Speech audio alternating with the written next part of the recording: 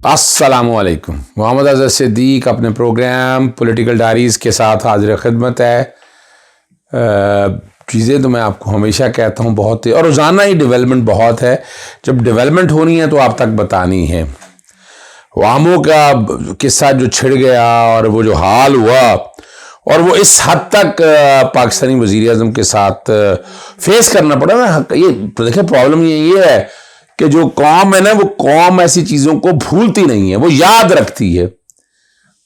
मैं नहीं चलाना चाहता, लेकिन एक दोस्त ने ख़ास तौर पर भेजा है, तो वो तो फिर चलाना पड़ेगा।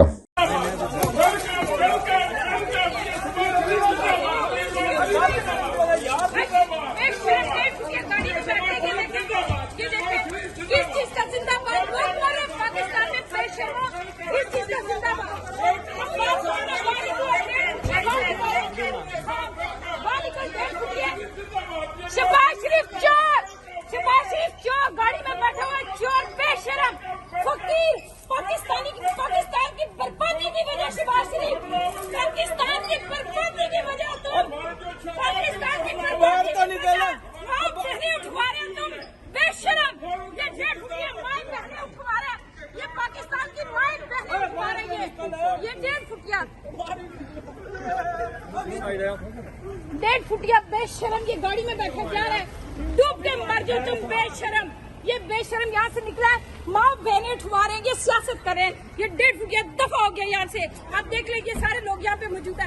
1.5 फुटिया निकला यहाँ पे से, दफा हो गया कि जब शहबाज शरीफ बाहर निकला, लेकिन जो इज्जत अफजाई हुई है और कुछ लोगों ने आकर जो गुफ्तगू की है वहाँ पर, मकसद ये नहीं है सिर्फ किसी की बेइज्जती करना नहीं है, लेकिन सिर्फ ये बताना है कि ये चेहरे बेनकाब हो चुके हैं, इनके शर्म फिर नहीं आती है।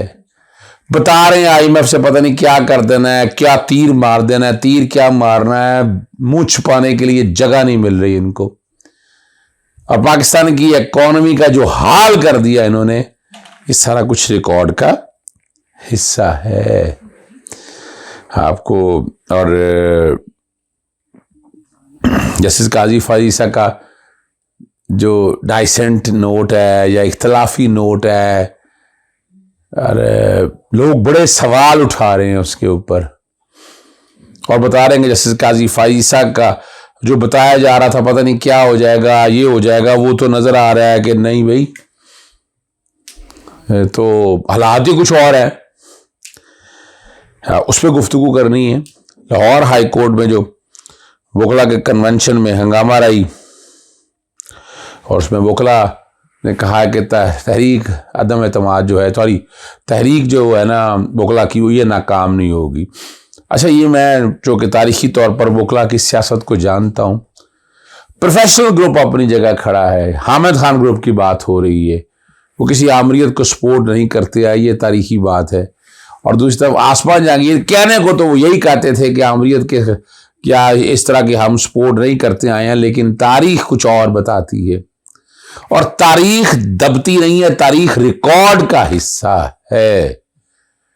यानी आज गवर्नमेंट को डिफेंड करने के लिए जितना, चाहे पाकिस्तान बार काउंसिल में या पंजाब बार काउंसिल में, आमरीत के फ्रंट लाइन सोल्जर जो है वो साथ खड़े हैं। चलें सुनिएगा वकला बरादरी,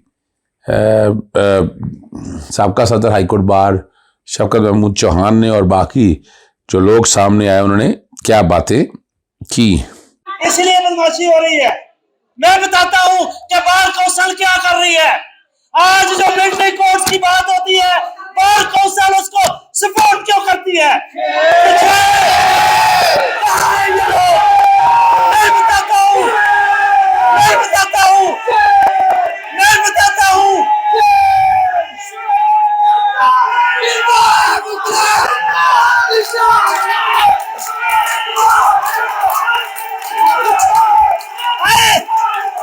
इसको सोचे प्लीज, प्लीज इसको सोचे। ये सोचने की बात है, ये सोचने की बात है, ये सोचने की बात है कि पाकिस्तान बार काउंसिल कहां है। प्रेसिडियम, मेरे तमाम दोस्तों बहनों, मुझे अफसोस एक बात का ये हो रहा है कि पाकिस्तान बार काउंसिल कहां है। प्रोविंशियल बार काउंसिल्स कहाँ हैं? उनको जो मेरे पीछे खड़े हैं वो अकेले अकेले खड़े हैं, उनकी बार काउंसिल नहीं आ रही, मुझे आवाज आ रही है कि वो पीछे खड़े हैं। उनका बिस्मिल्लाह बात सुन लीजिए। Let me talk please, it's my right to talk. मैं बात कर रहा हूँ, आप अपनी बात, मैं अपनी बात कर रहा हूँ, अपनी बात में मैं अपनी बात कर रहा हूँ, मैं अपनी बात कर रहा हूँ, मैं अपनी बात कर रहा हूँ। You have no right to talk please. आपने क्यों नहीं कहा हम लाहौर से 16 मेंबर इलेक्टेड है फोटो से? इसलिए बदमाशी हो रही है, इसलिए बदमाशी हो रही है। मैं बताता हूं कि बार काउंसिल क्या कर रही है। आज जो मिलिट्री कोर्ट्स की बात होती है, बार काउंसिल उसको सपोर्ट क्यों करती है? मैं बताता हूं, मैं बताता हूं, मैं बताता हूं।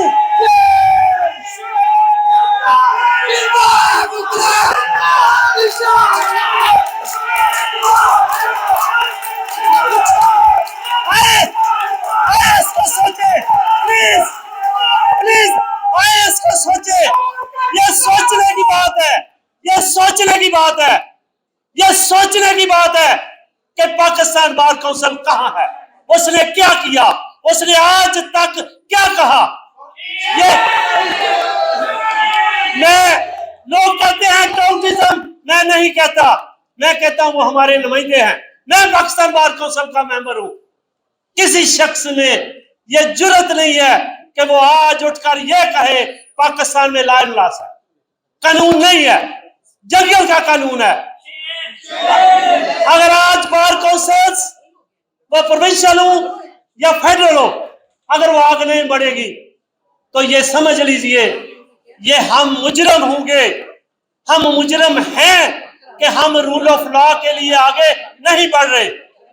ये आज जरूरत है। ये लोग जो हैं अपनी अपनी दुकानदारी के लिए इस काले कोड को बेच रहे हैं, हम उनको सोचना चाहिए, वो कोई भी शख्स हो। हाँ, ये आज बात ये नहीं है कि ये मिलिट्री कोर्ट्स बन रही हैं। मैं लाहौर हाईकोर्ट बार, लाहौर बार के काबरीन को मुबारकबाद पेश करता हूं कि इन्होंने इस एजेंडे को आगे लेकर बढ़े। मैं रिक्वेस्ट करता हूं इस हाउस की वसादत से फिल फॉर एक एक्शन कमेटी बनाई जाए।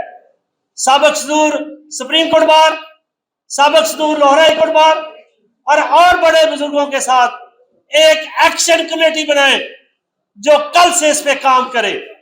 और अब एक्शन का वक्त है। ये बातें बहुत हो गई, बहुत तकरीरें हो गई, आपने बहुत कुछ कहा, किसी के कानों कान जू नहीं रेंगी।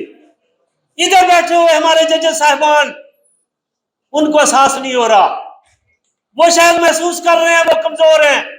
फॉर गॉड सेक, हम आपके साथ खड़े हुए हैं। आप कानून की बात को प्रमोट करो। कौन लोग हैं वो, कौन लोग हैं जो पुलिस के साथ मिलकर एक सीनियर वकील को बिठाकर कहते हैं कि हम देखते हैं क्या बात कर रही है।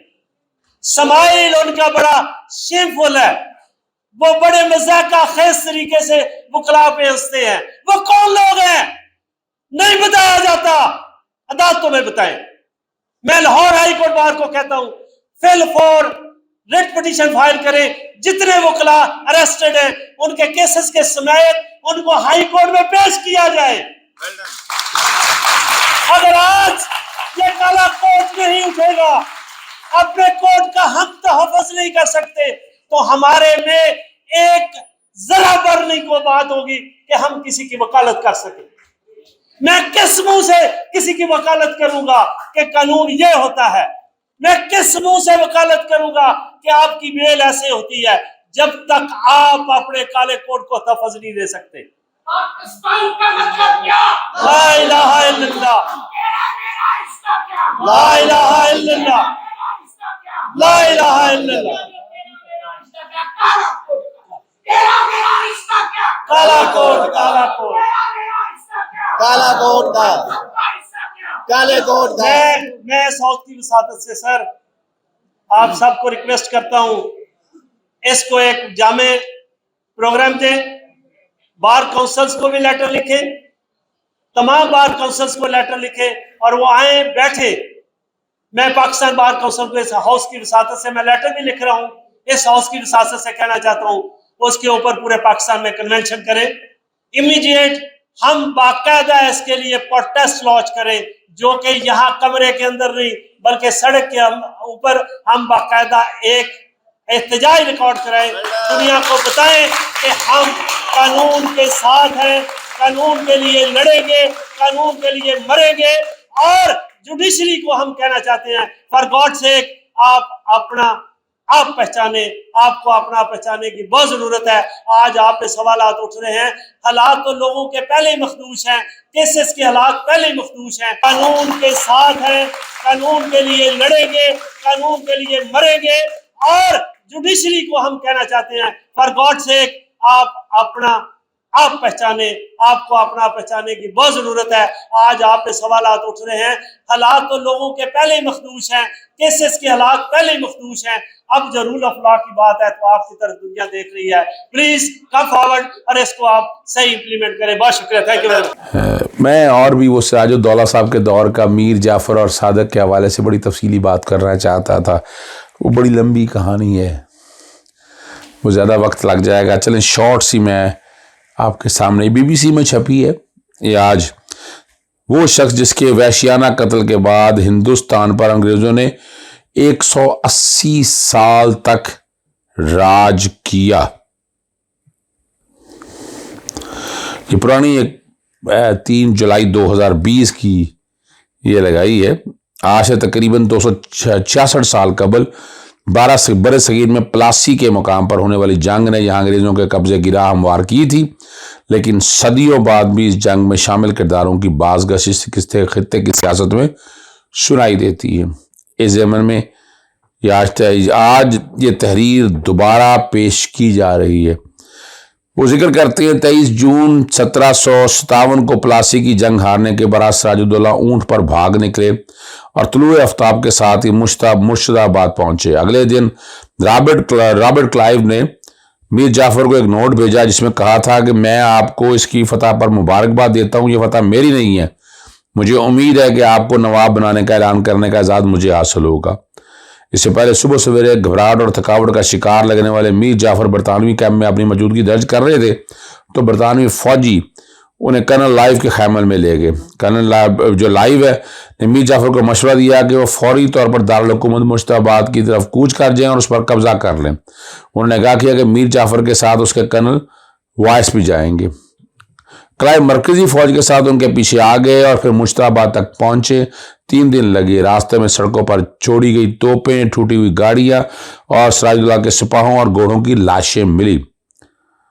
अब वो आगे बड़ी लंबी किताब के 180 साल तक यकतरफा तौर पर हिंदुस्तान पर हुक्मरानी जारी रखी। क्लाइव जो है रातों रात यूरोप के अमीर शख्स बन गए। वो पूरी डिटेल है कि कहाँ किस तरह दौलत पे कब्जा किया। जब ये आए तो उनका मकसद क्या था, फ़कीर की मुखबरी और गिरफ्तारी के हवाले। बोले यार मैं फिर किसी वक्त तफसीली बात आप तक करूँगा, अभी सिर्फ नहीं करना गया, ठीक है ना जी।